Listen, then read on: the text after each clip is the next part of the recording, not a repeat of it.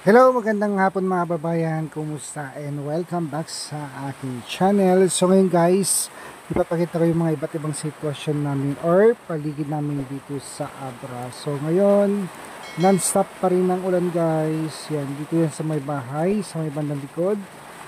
Ayan.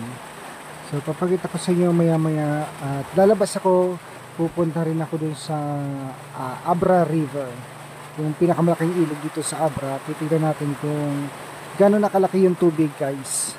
So pupunta rin kami sa Bangged, kasama ko si Mark, yung manager ng call center dito sa office ni ma'am. So yan guys, sobrang lakas ng ulan at sana hindi ako mahirapan sa pag-drive kasi ang hirap mag-drive lalo na kapag sobrang lakas ng ulan. So tara guys, samahan nyo ko at punta tayo dun sa Bangged kasama ko si Mark. Guys, tara Mark! Punta tayo dito, ayan guys, dito kami sa Mundong Lapas, Abra guys, ang lakas ng ulan. So pupunta kami sana ng Bangged, nga lang hindi na kami tumuloy muna dahil ayan nasa lubong namin ang malakas na ulan. Sobra. Doon na lang tayo sa Bangged bumili. Zero visibility, oh. As in grabe, hinihirapan ako mag-drive. Kasi gumuho yung tricycle. Ano nangyari sa earth? Ba't ganyan? Ay dito pwede mag-ano dito. Ang lakas ng hangin. Ang lakas ng hangin ng ulan. Nung bagyo, walang ulan, walang hangin.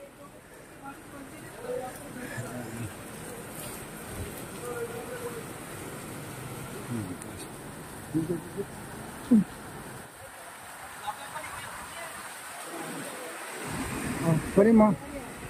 Ayan, nagkakating classes. Nagkakating classes. May ulan. College moment. Kasi hindi kami.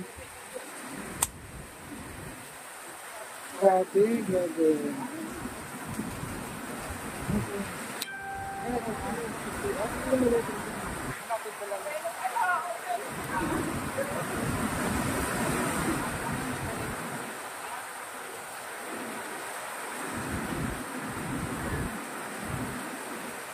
So yun guys, grabe.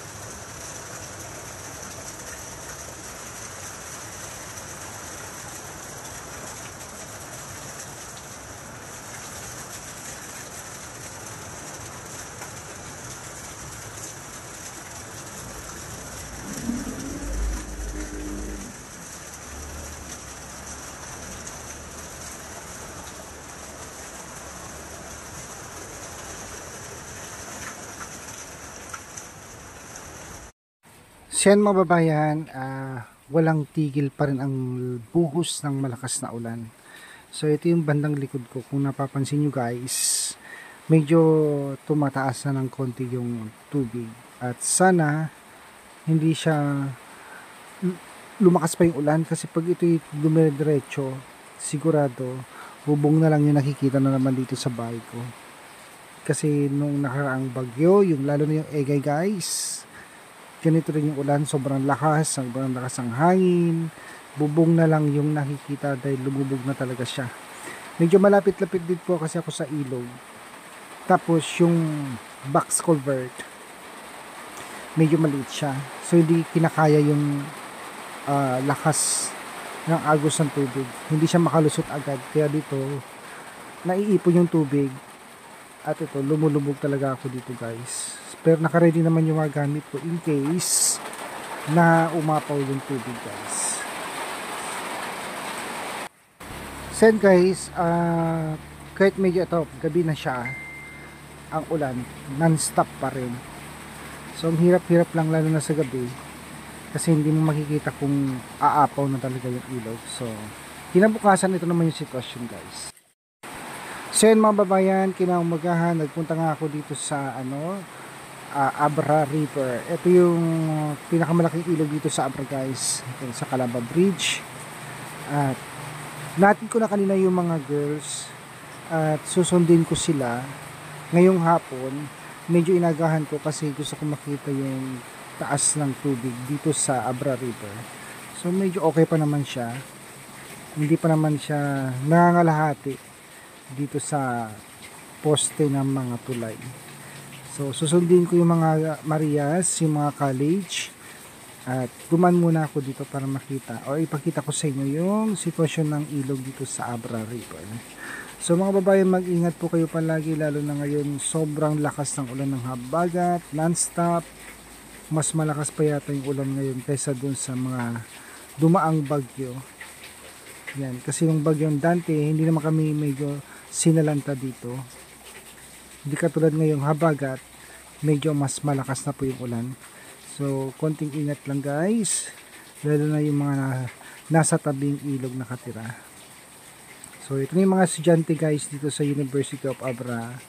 Uwian na rin nila at nakasilong sila dito sa ilalim ng tulay, pero yan, nababasa din sila dahil medyo humahampas kasi yung hangin.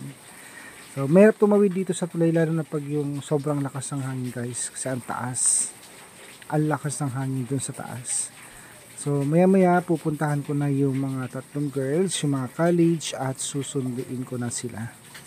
Yan, sila Erna at si Marjorie, wala silang pasok kasi yung mga diniktir ng gobyerno dito sa Abra from kinder to senior high, wala po silang pasok, pero mga college meron po silang klase. So thank you so much guys sa walang sawang support. Mag-iingat po kayo, God bless you, thank you so much po sa inyong lahat.